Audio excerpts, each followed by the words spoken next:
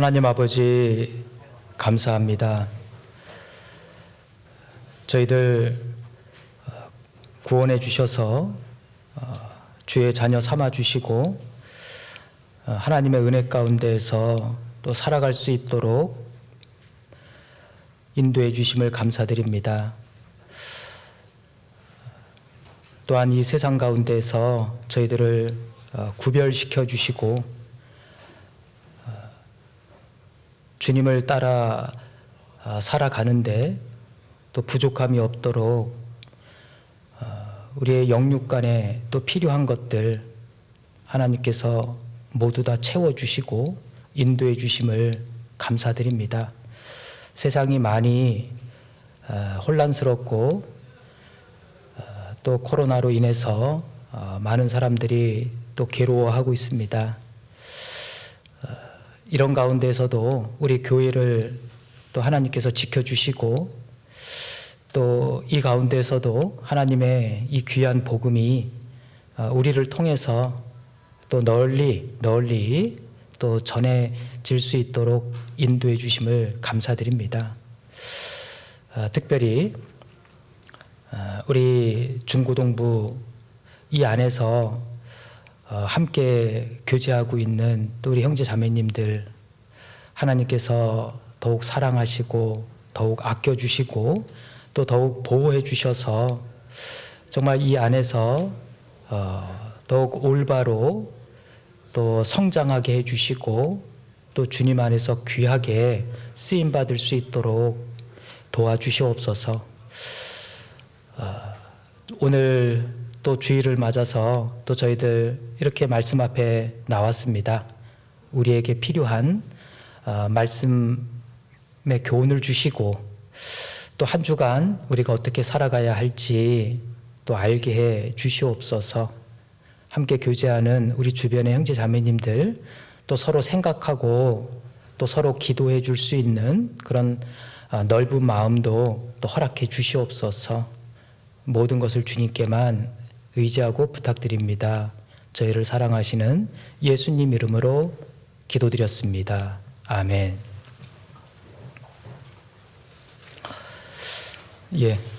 성경 찾겠습니다.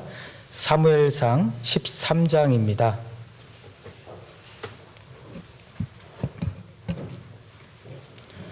사무엘상 13장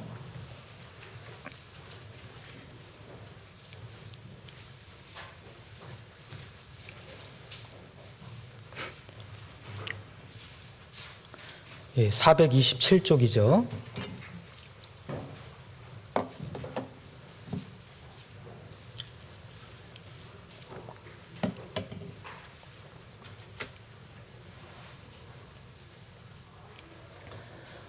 찾으셨으면 13장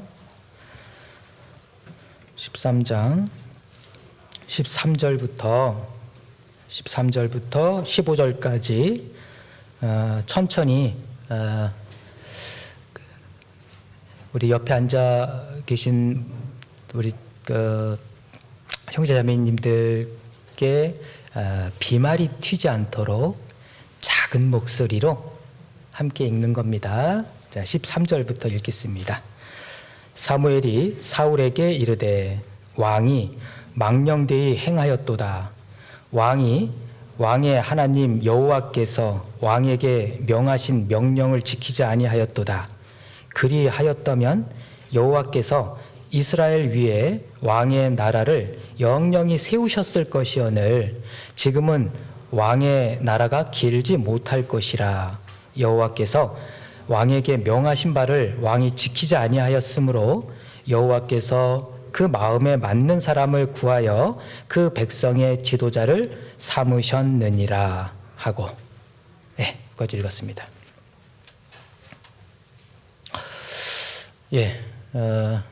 좀 반갑습니다.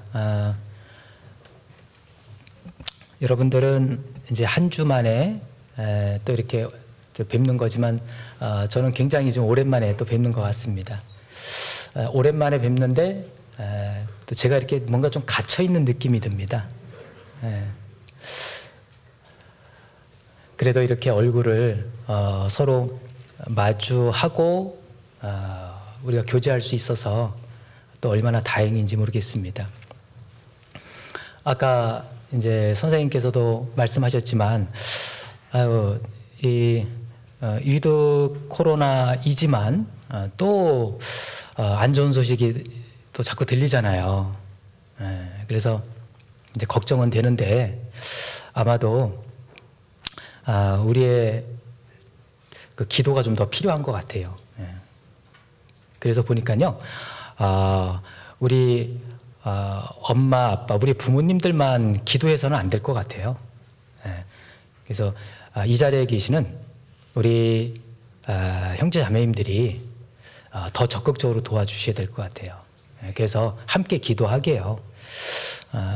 좀 코로나를 하루빨리 좀 이렇게 해결해 주셔서 끝내 주셔서 우리 마스크 다 벗고 좀 자유롭게 교제도 하고 그리고 저기 공주 수양관에도 좀 가고 그리고 친구들과 함께 또 우리 형제자매들과 함께 또 어디 들놀이도 가고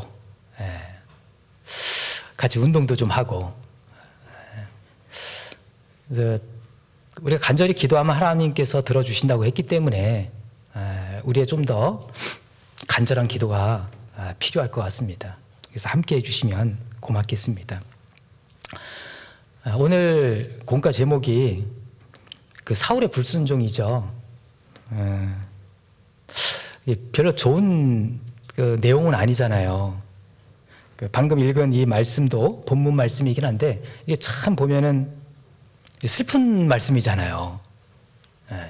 결국 하나님 앞에 순종하지 않아서 결국은 사울이 하나님 앞에 버림받게 된다는 그런 내용인데 이게 얼마나 슬픈 내용이에요. 그런데 왜 이런 말씀을 우리가 함께 배우고 생각해야 할까요? 이것은 사울이라고 하는 그 한 사람에게만 이게 국한된 게 아니거든요. 사울에게만 해당되는 말씀이 아니거든요. 하나님 앞에 모든 사람이 이와 같다라는 겁니다. 이와 같을 수 있다라는 거예요. 그래서 우리가요, 이 사울의 실패를 통해서 우리가 교훈을 받으면 되는 거예요. 저렇게 하면 안 되겠구나. 그러죠? 그게 이제 지혜인 겁니다.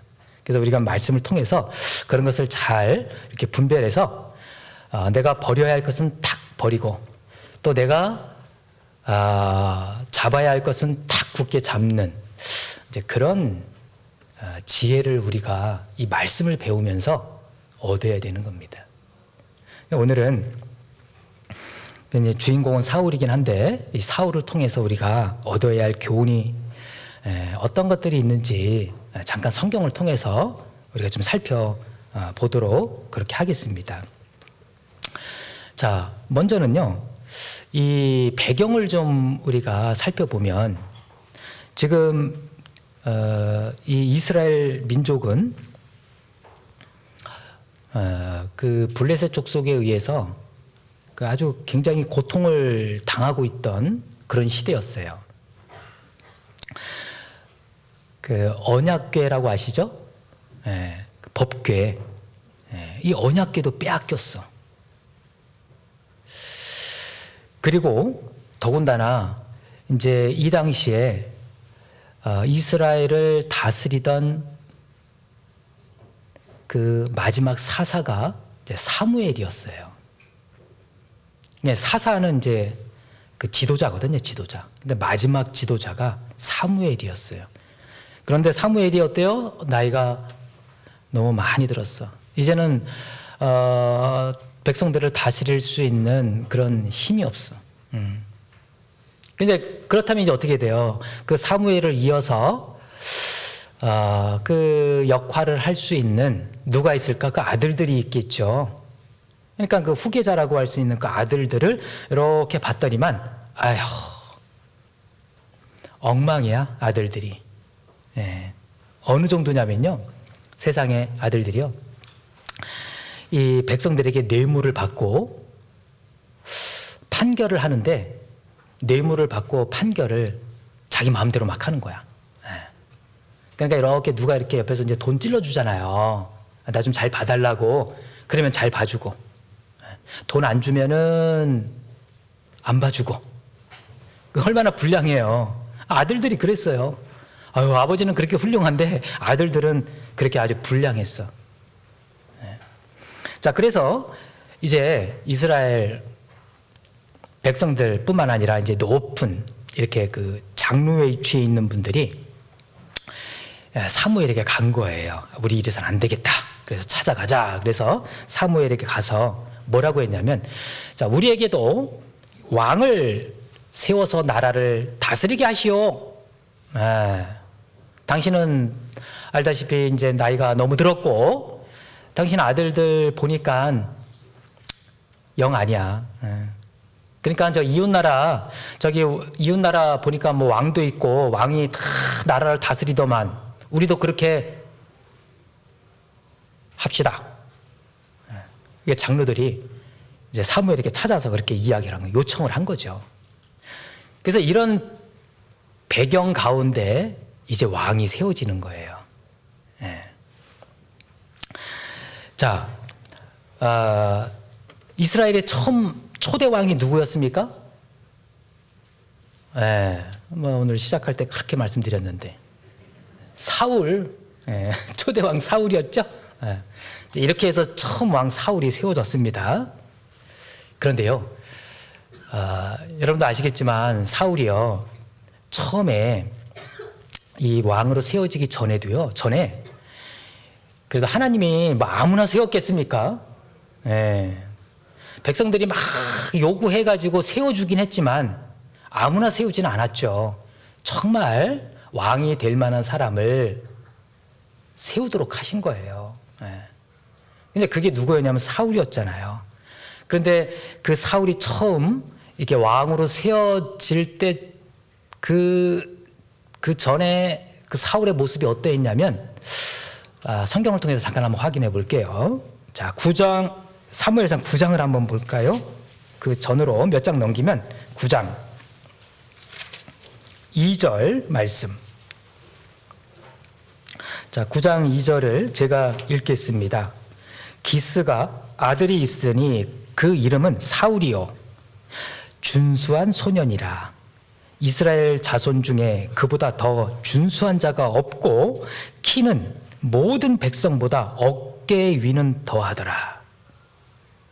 그러니까 지금 이제 그 사울에 대해서 이렇게 소개하고 있는 말씀인데, 자, 사울이 아버지 이름이 기스였나 봐요. 그런데 먼저 사울이 어떤 모습이 소개되고 있냐면 사울의 어떤 겉모습, 그죠?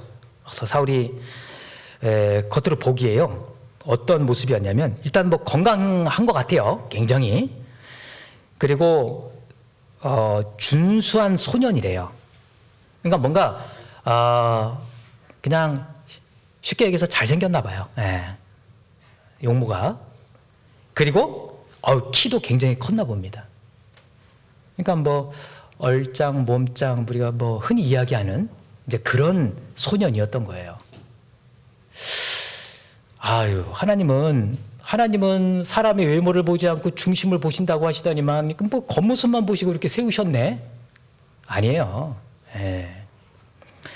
겉으로 보기에도 뭐 이렇게 훌륭해 보이는데 그 속 내면의 모습도 만만치가 않아요.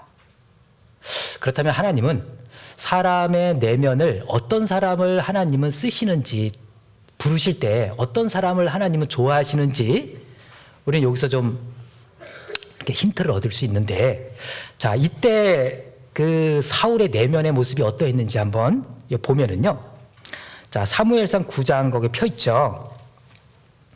거기에 이제 내용이 어떤 내용이냐면 사무엘이 이제 사울이 왕이 될 것이라고 하는 것을 사무엘이 하나님으로부터 이제 그거를 계시를 받잖아요. 그래서 이제 사울을 만나게 되죠. 그러니까 하나님의 인도해 주시는 대로 결국은 사울에게 가서 그를 만나게 되는데, 그 사울 앞에 가서 사울에게 뭐라고 이야기하냐면 온 이스라엘에 사모하는 자가 누구냐? 바로 너다. 이런 얘기를 하는 거예요. 그러니까 사울은 뭐 난데없이 갑자기 왜 저런 말씀을 저한테 하는 걸까? 이 말씀이 생각해보면 무슨 말씀이에요? 이거 엄청난 말씀이거든요. 자, 이스라엘의 지도자로 세울 것을 말씀하시는 거예요. 그러니까 사울은 깜짝 놀랄 수밖에 없겠죠. 아니 왜 저한테 이런 말씀을 하셔요? 그러면서 뭐라고 이야기하냐면 9장 21절 제가 읽겠습니다. 사울이 대답하여 가로되 나는 이스라엘 지파의 가장 작은 지파 베냐민 사람이 아니오며 나의 가족은 베냐민 지파 모든 가족 중에 가장 미약하지 아니하나이까. 당신이 어찌하여 내게 이같이 말씀하시나이까? 이런 말도 안 되는 이런 말씀을 하십니까? 저같이 이렇게 미약한 자에게. 그죠? 이건 뭐예요? 당신이 이 나라를 다스릴 지도자 왕이 될 것이다. 그러면 그렇죠. 뭐 제가 생각해봐도 저밖에 없네요. 이럴 사람도 있을 텐데 사울은 깜짝 놀래가지고 나뿐만 아니라 우리 집안도 우리 지파도 가장 미약한 지파요. 또 그 지파 안에서 우리 집안은 또 가장 미약한 집안이고 또 그 가운데 더 미약한 제가 어찌 저 감당 못합니다. 왜 저에게 이런 말씀을 하시는 겁니까? 그러는 거예요. 그러니까 사울이 굉장히 어떻게 보면 아주 겸손했잖아요. 그리고 나서 이제 왕을 세우기 위해서 제비 뽑기를 합니다. 제비 뽑기를 하는데 지파별로 1000명씩 나왔어요. 1000명씩 탁 나와가지고 탁 뽑는데 결국 누가 뽑혔냐면 사울이 뽑혔어. 이미 하나님께서 그렇게 하시겠다고 했잖아요. 그러니까 말씀대로 뽑힌 거예요. 그래서 사울을 찾았습니다. 분명히 사울 와 있는데 사울 찾는데 안 보이는 거예요. 사울 어디 갔어요? 자기가 왕 될 거 알고 뭐 준비하러 갔어요? 뭐 옷도 좀 갈아입고 그리고 백성들 앞에서 무슨 얘기를 할지 한번 준비 좀 한번 해보자. 그러려고 준비하고 있어요? 아니잖아요. 자, 거기 한번 볼까요? 10장 한번 보죠. 10장 22절입니다. 자, 22절. 자, 제비뽑기에서 사울이 딱 뽑혔습니다. 22절. 그러므로 그들이 또 여호와께 묻되 그 사람이 여기 왔나이까? 여호와께서 대답하시되 그가 행구 사이에 숨었느니라. 와 있잖아요. 와 있는데 지금 왜 안 보이는 거예요? 어디 있어요? 숨어 있어. 분명히 왕이 될 거라고까지 이전에 이야기했는데 제비뽑기에서 결과가 자기가 나올 거라는 생각했겠죠. 혹시 정말 내가 혹시 사무엘 선지자가 말씀하신 것처럼 혹시 내가 왕이 되는 거 아니야? 내가 그렇게 되는 거 아니야? 뭐 그런 생각도 있었을 거 아니에요. 그런데 정말 제비를 딱 뽑았는데 사울이 뽑혔잖아. 그런데 지금 어디 있어? 숨어 있어. 어디에? 행구 사이. 그 짐짝. 이렇게 짐이 있으면 저런 그 짐이 있으면 그 짐 뒤에 안 보이게 뒤에서 숨어 있는 거예요. 그런 사울의 모습을 우리가 생각해 보면 정말 좀 어떻게 보면 좀 소심한 것 같기도 하고 굉장히 좀 내성적이겠죠. 그리고 또 순수했던 거예요. 굉장히. 그런데 이렇게 이제 뽑혀서 이제 사울이 이스라엘을 다스리는 왕이 될 이제 그런 사람이 될 텐데, 자, 백성들이 그것을 다 인정하냐 이거예요. 물론 제비뽑기에서 뽑혔으니까 이제 거기에 따르는 사람들도 있지만 그렇지 않은 사람들도 있단 말이에요. 자, 사울을 좋지 않게 생각하는 사람들이 있는데 그들이 뭐라고 이야기하냐면 그 27절 한번 보셔요. 27절. 27절입니다. 10장. 어떤 비류는 가로되 이 사람이 어떻게 우리를 구원하겠느냐 하고 멸시하며 예물을 드리지 아니하니라. 그러나 그는 사울은 잠잠하였더라. 아니 사울이 뭐 자기가 하고 싶어서 자기가 왕이 되겠다고 한 것도 아니고 결국은 하나님의 뜻인데, 그래서 제비뽑기에서 뽑혔는데 그러면 그 하나님의 뜻에 다 따라야 되잖아요. 그런데 그것을 못마땅하게 생각하는 사람들이 있었단 말이에요. 아유, 내가 저 사람 잘 아는데, 사울 잘 아는데, 아이고 저 소년이 좀 키도 크고 뭐 생긴 건 뭐 준수하게 생겼다 하더라도 뭐 경력이 있어, 무슨 뭐 업적이 있어. 우리가 봤을 땐 아니야. 저런 소년이 무슨 우리를 구원을 할 수가 있어? 어떻게 우리 이 나라를 저런 소년이 다스릴 수가 있어? 그 안 좋게 생각하는 사람들이 있었잖아요. 그래서 사울 막 보란 듯이 사울 들으라고 지금 하는 이야기예요. 그러니까 사울이 그걸 다 듣고 있었잖아. 그러니까 사울이 그걸 들으면서 기분이 좋았겠어, 안 좋았겠어? 당연히 안 좋지. 자기를 막 멸시하고 있는데. 그런데도 사울은 그런 이야기를 들으면서도 어떻게 했어요? 그러나 그는 잠잠하였더라. 그런 이야기를 다 들으면서도 아무 말하지 않고 그냥 다 받아들였어요. 야, 이런 거 보면요, 사울이 또 어떤 사람이에요? 겸손할 뿐만 아니라 또 순수할 뿐만 아니라, 야, 이렇게 소년인데도 불구하고 마음이 넓었어요. 자기를 욕하고 멸시하는 그 사람들의 말을 듣고 다 받아들인 거예요. 그러니까 정말 하나님은 사울의 이런 모습이 하나님이 처음에 봤을 때 너무 좋아 보였던 거예요. 예. 자, 사울은 또 이뿐만이 아니에요. 이 집 안에서도요, 사울은 정말 얼마나 성실했는지 몰라요. 그리고 부모님께 얼마나 잘했는지 몰라요. 우리가 어떤 사건을 놓고 그걸 엿볼 수 있습니까? 어느 날 사울의 아버지가 뭐 어떤 이유에서인지 모르겠지만 암나귀를 잃어버렸어. 키우던 나귀를 잃어버린 거예요. 그래서 이제 아버지가 찾기가 힘드니까 사울에게 시켰어. 야, 아버지가 암나귀를 잃었는데 네가 좀 찾아와라. 자, 그러면 이제 우리 같았으면 어떻게 해요? 우리 같았으면,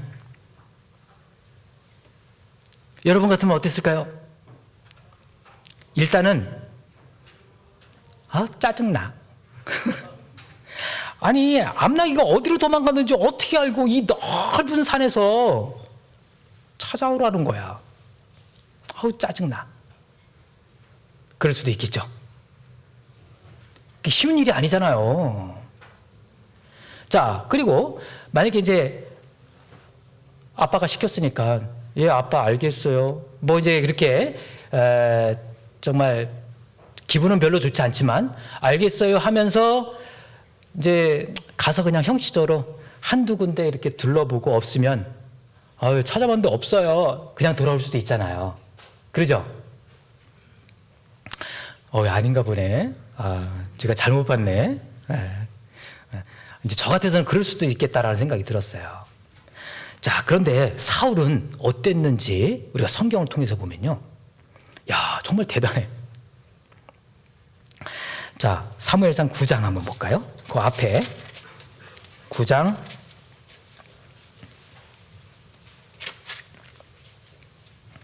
3절입니다. 3절부터 4절까지 또 제가 읽을게요. 사울의 아비 기스가 암나귀들을 잃고 그 아들 사울에게 이르되 너는 한 사환을 데리고 일어나 가서 암나귀들을 찾으라 하매 그가 에브라임 산지와 살리사 땅으로 두루 다니되 찾지 못하고 사알림 땅으로 두루 다니되 없고 베냐민 사람의 땅으로 두루 다니되 찾지 못하니라. 그들이 숲 땅에 이른 때에. 자, 여기 보면 사울이요, 어떻게 했어요? 아버지가 암나귀를 찾아오라는 그 말씀을 따라서 두루두루 다녔어요. 한두 군데만 다녀서 본 게 아니에요. 여기 보면 두루 다니는데 못 찾았죠? 끝난 게 아니고 또 다른 곳으로 두루 다녔는데 못 찾으니까 끝난 게 아니고 또 다른 곳으로 두루 다녔어요.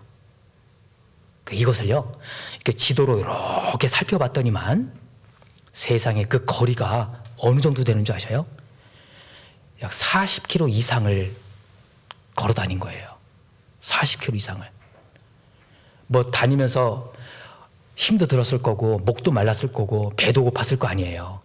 3일 동안 그러고 다녔어요. 3일 동안. 자, 40km면 우리 여기 인덕원에서 저 범계역이 한 3km 정도 되거든요. 거기를 약 13번을 왔다 갔다 한 거예요. 그 거리요. 그리고 여기서 저기 고양시 일산이라고 아세요? 거기까지가 한 38km 되거든요. 근데 거기를 물론 한 번에 가면 뭐 한 10시간 좀 넘으면 부지런히 갈 수 있어요. 그런데 그냥 그 목적지를 그냥 향해서 걸어간 게 아니잖아요. 계속 이곳저곳 찾아다니면서 뒤지면서 그러면서 간 거잖아요. 그러니까 시간이 엄청 많이 걸린 거예요. 3일 동안. 그렇게 할 수 있어요? 이게 쉬운 일이었어요? 쉬운 일이 아니었잖아요. 저기 40km, 너 저기 일산에서 거기서 저기 아버지가 심부름을 시켰어요. 저기 일산에 그 가게에 가갖고 뭐 좀 사와라. 우리 아빠 요즘에 좀 이상해. 이상하게 생각할 거 아니에요? 아니 저기 멀리 일산까지 40km 되는 그곳까지 가고 뭘 사오라고 시킨다면 순수히 따르겠습니까? 그런데 이건 더 어려운 일이잖아요. 그냥 갔다 오라는 게 아니라 어디에 있는지 모르는 그 암나기를 찾아오라는 거예요. 그런데 찾지 못하니까 찾을 때까지 계속 다녔던 겁니다. 그런데 사울은요, 그렇게 막 다니다가 문득 또 무슨 생각이 들었어요? 생각해 보니까, 야, 내가 지금 우리 아버지 말씀을 따라서 암나기를 찾고 있긴 한데, 이거 시간이 너무 많이 지났다. 3일이나 지났어. 아휴, 이거 큰일 났네. 이게 못 찾은 것도 문제지만, 이러다 우리 아버지가 우리 암나기보다 나를 더 걱정하시겠구나. 아휴, 뭐 요즘 같으면 전화 한 통 하면 되는데, 뭐 어떻게, 뭐 소식을 알릴 길도 없잖아요. 좀 더 찾다가 가겠습니다. 아니면 찾았습니다. 뭐 그런 어떤 소식을 전할 길이 없잖아요. 그러니까 이제는 아버지가 나 때문에 걱정하실 거 생각하고, 안 되겠다. 이젠 돌아가야 되겠구나. 그렇게 또 생각한 거예요. 자, 거기 9장 폈죠. 5절 말씀 읽겠습니다. 그들이 숲 땅에 이른 때 사울이 함께하는 사환에게 이르되 돌아가자. 힘들어서 이제 못 찾겠다. 그냥 가자. 그런 의미로 말한 게 아니에요. 돌아가자. 내 부친이 암나기 생각은 고사하고 우리를 위하여 걱정하실까 두려워하노라. 야, 그러니까요, 사울은 오로지 우리 아버지, 우리 부모님이 어떻게 생각하실까, 그것만 이 사울은 생각한 겁니다. 부모님을 생각하고 공경하는 아들이었어요. 정말 멋진 아들이죠.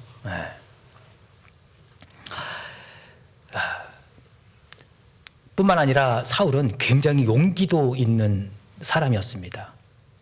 물론 이제 왕이 되었을 때였죠. 그런데 왕이 되었을 때 그 암논 족속이 와가지고요, 므낫세 지파가 이제 이스라엘의 한 지파잖아요. 므낫세 지파의 한 성읍 길르앗 야베스라고 하는 성읍을 치고자 올라온 거예요. 올라와가지고요, 막 위협하는 거야. 그러니까 그 성읍 사람들이 큰일 났잖아요. 그러니까 우리 목숨만은 좀 살려주세요. 그러면 우리가 당신들을 섬기겠나이다. 그러니까 이 암몬 사람들이 뭐라고 했는지 아셔요?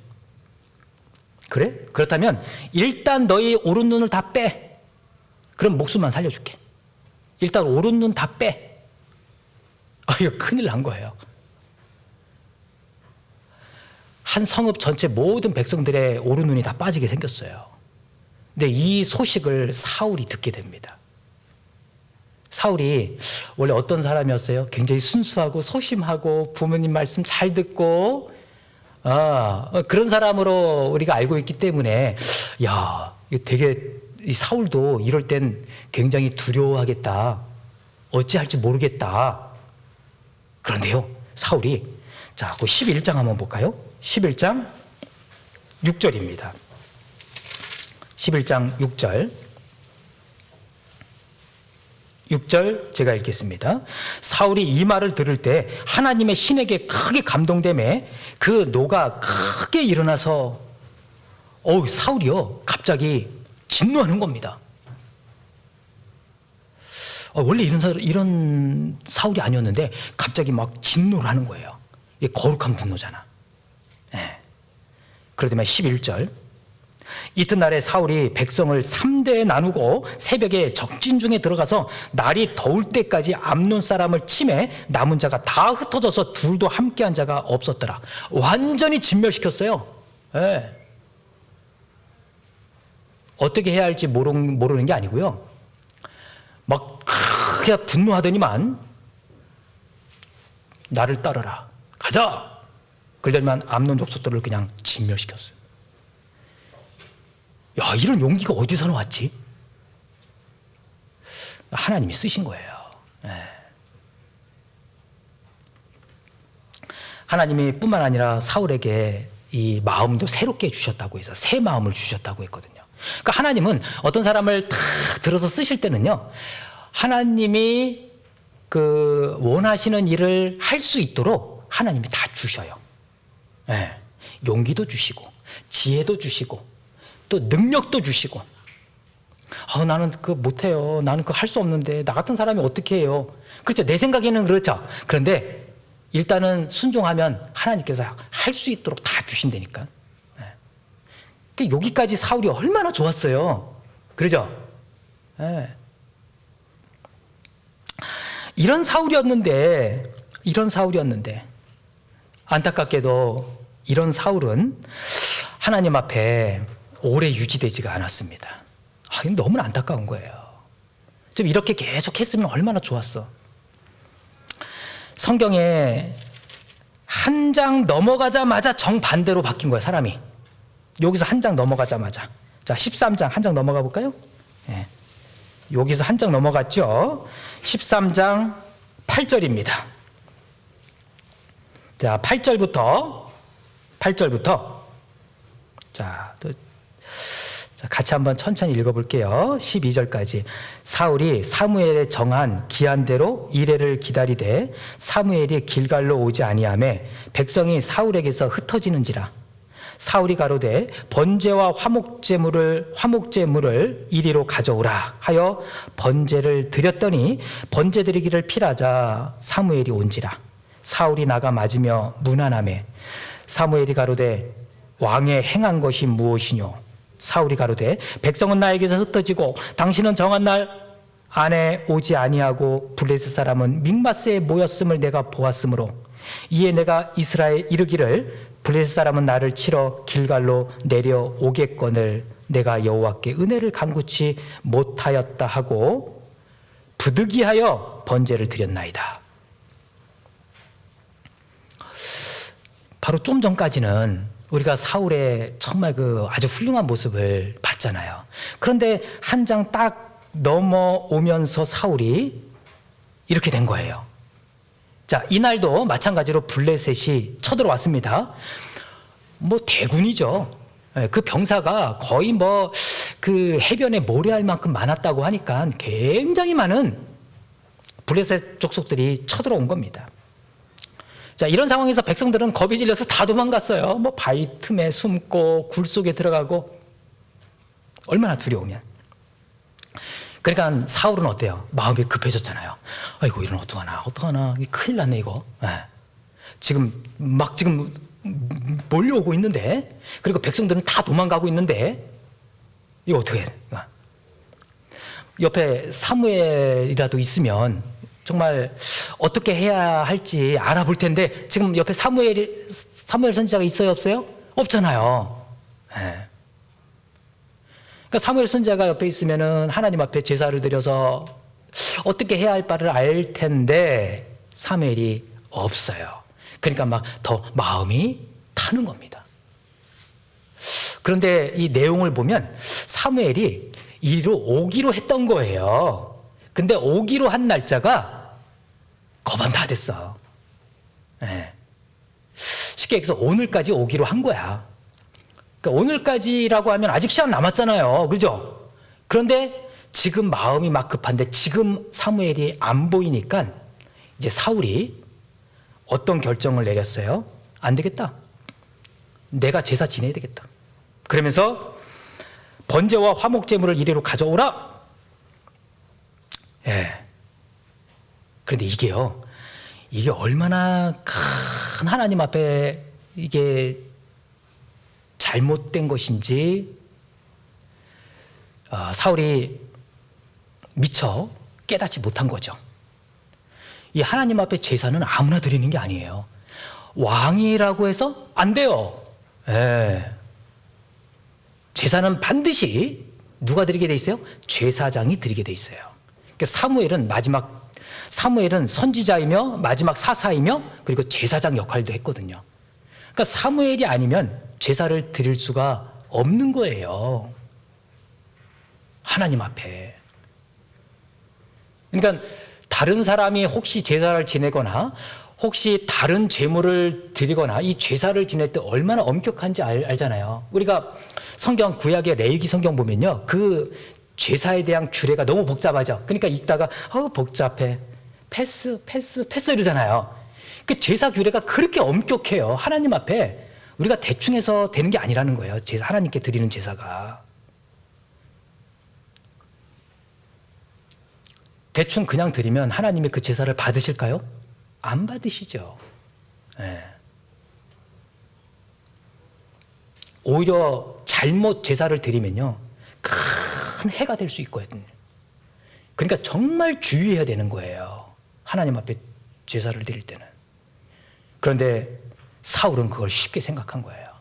내가 드리지. 네. 자, 이것은 뭐예요? 하나님이 그렇게 엄격하게 정해놓으신 그 하나님의 말씀의 법이 있는데 그걸 사울이 그냥 쉽게 다 깨버린 거야. 말씀을 어긴 거잖아요. 다시 말해서 불순종이죠. 하나님의 말씀대로 하지 않은 거죠. 그런데 이 사울을 보면요, 이 불순종한 것도 문제지만 더 큰 문제는 뭐냐면 이런 잘못을 잘못해놓고서도 그것을 철저히 돌이키고 회개하지 않는다라는 거예요. 자기가 잘못한 거 알았으면 하나님 앞에 철저하게 돌이키고 회개해야 되는데 그게 없었어요.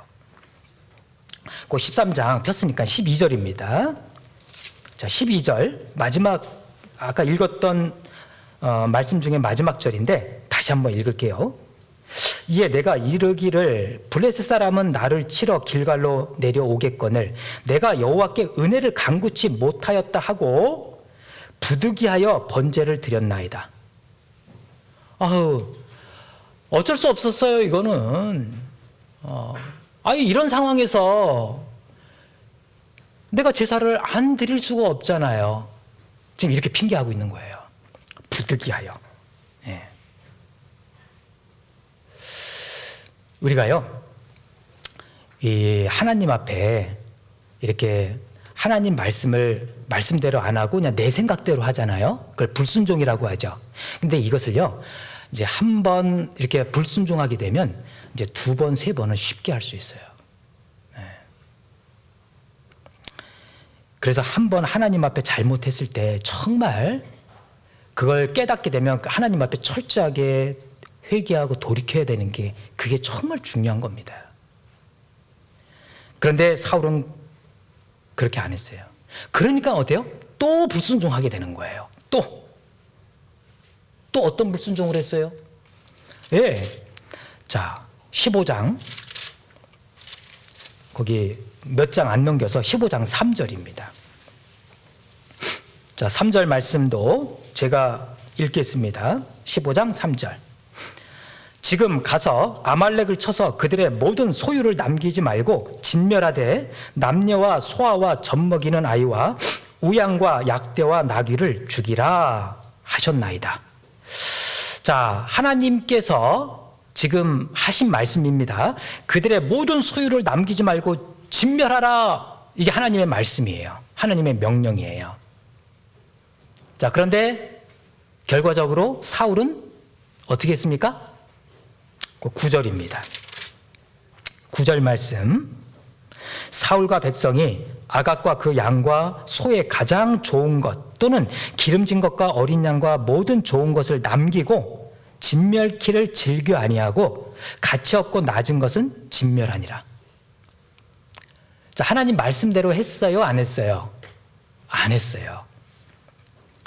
여기 보면요, 진멸하라 라고 했는데 사울은 진멸키를 즐겨 아니하고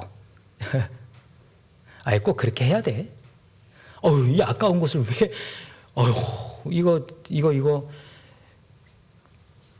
우리가 하나님을 위해서 우리 백성들을 위해서 이거 사용하면 엄청 좋을 텐데 이거를 왜 진멸시켜?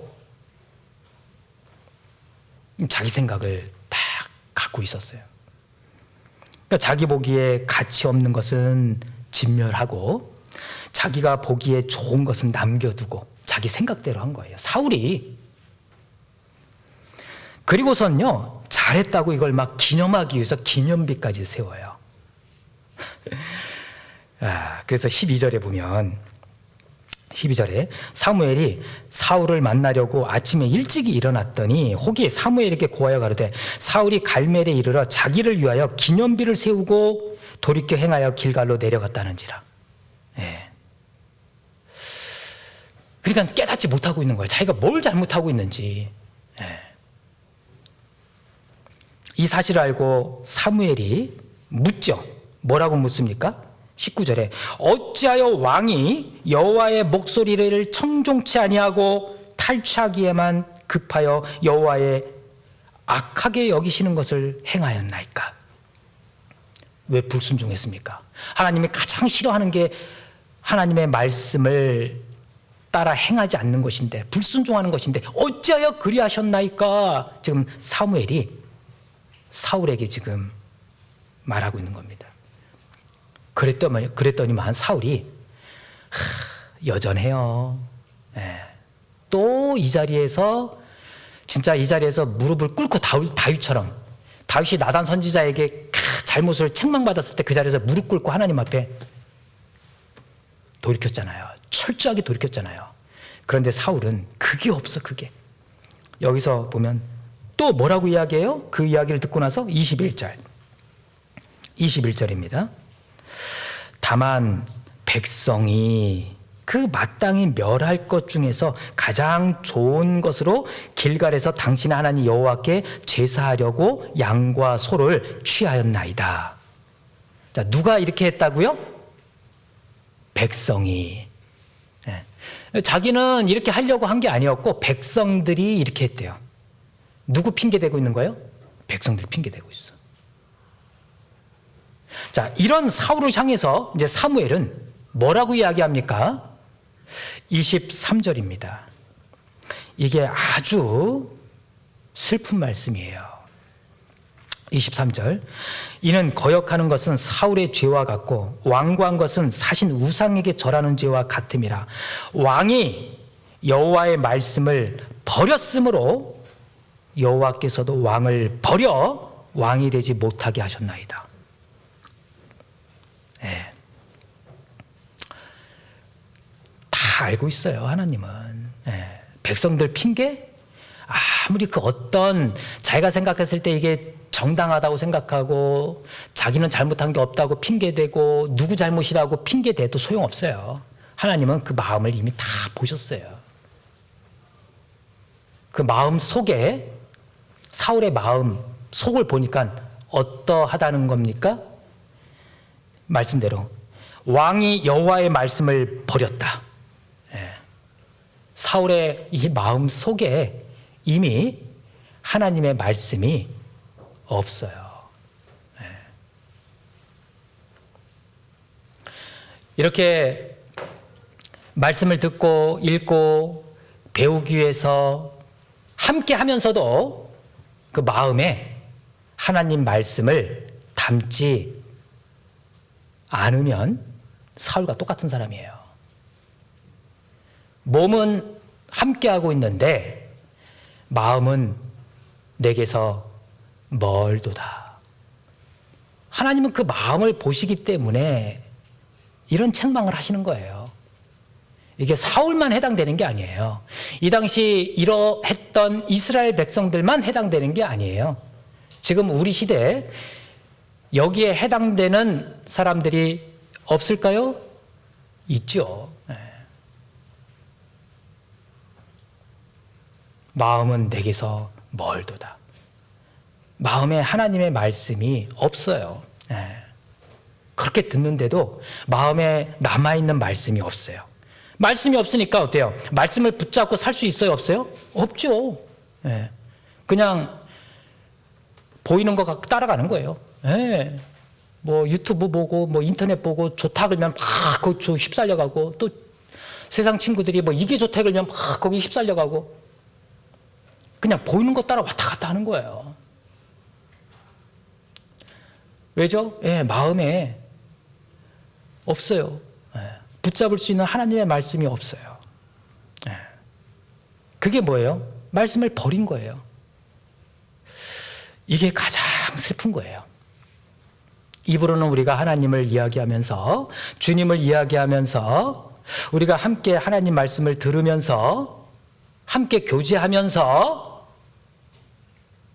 마음에 하나님 말씀으로 채워지지 않고 자기 생각대로 산다면 그것은 하나님 말씀을 버린 겁니다. 그게 가장 슬픈 거예요. 사울은 계속해서 구차한 변명을 늘어놔요. 하나님은 다 보고 계셔요. 한두 번 불순종하면서 하나님 앞에 철저하게 돌이키지 않고 회개하지 않고 점점 하나님 말씀과 멀어져 가는 것을 우리는 사울을 통해서 볼 수가 있습니다. 그러는 가운데요, 이제 더 엄청난 큰 죄를 짓죠. 하나님께서 세우신 새로운 일꾼, 지도자 다윗, 그 다윗을, 세상에 그 다윗을, 하나님이 세운 다윗을 자기가 죽이려고 하는 거예요.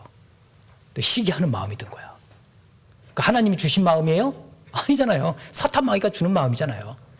이젠 세상을 따라가고 세상 사탄 마귀의 그 거짓된 것에 이끌려서 무서운 일을 하는 겁니다. 다윗을 막 죽이려고 하고, 다윗이 도망가니까 계속 다윗을 쫓아다니잖아요. 어떻게 이럴 수 있을까? 어떻게 이와 같이 쓸모없는 사람이 될 수 있을까? 자, 어쩌다가 이렇게까지 된 것일까? 물론 죄 때문이에요. 죄. 우리가 여기서 죄에 대해서 한번 생각해 보면요, 이 세상에 이 죄라는 것이 어떻게 해서 들어왔습니까?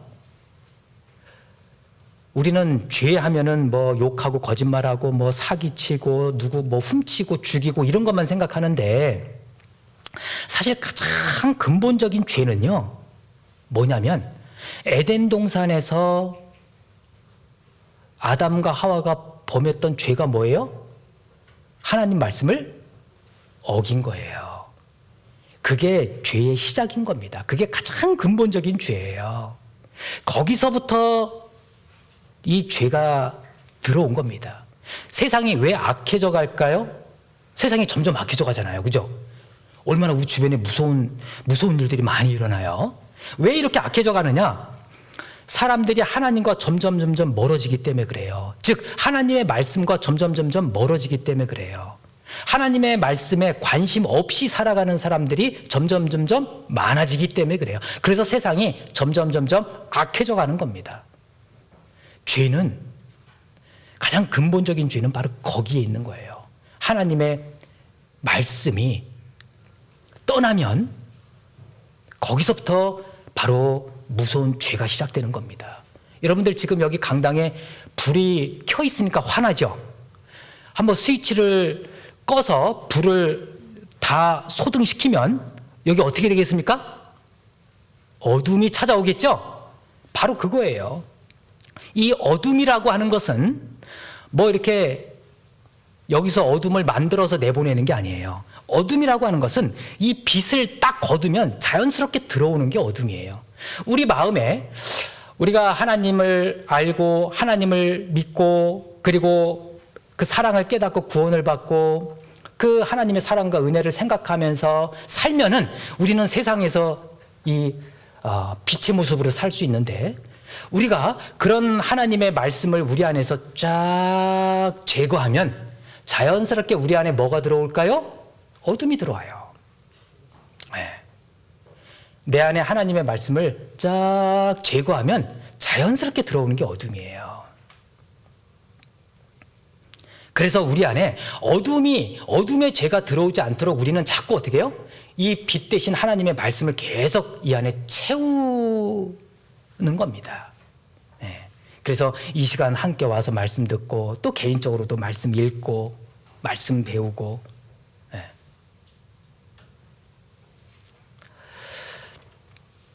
죄의 근원이 하나님의 말씀을 버리는 데서부터 시작된 거예요. 불순종에서부터 시작된 겁니다. 거기서부터 모든 죄의 모양들이 이제 하나하나 만들어지기 시작하는 겁니다. 사람을 죽이는 죄, 간음죄, 절도죄, 사기, 탐욕, 거짓말하는 죄.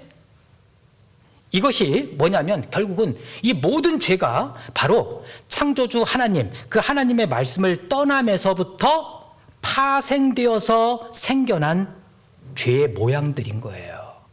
그러니까 제일 중요한 게 뭐예요? 하나님 말씀에서 떠나는 거. 내 안에서 하나님의 말씀이 사라지는 거. 제거되는 거. 내가 하나님의 말씀과 멀어지는 거.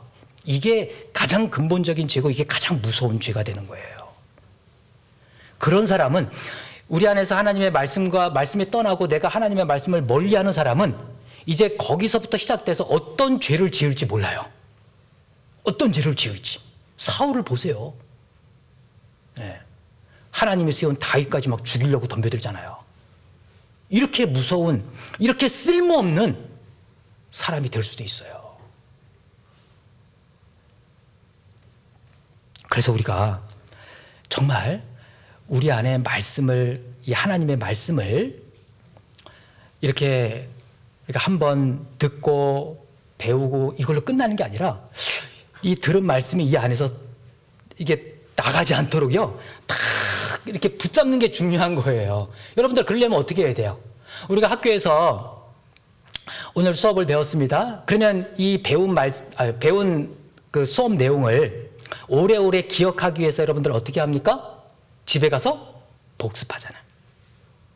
필요하면 예습도 하잖아.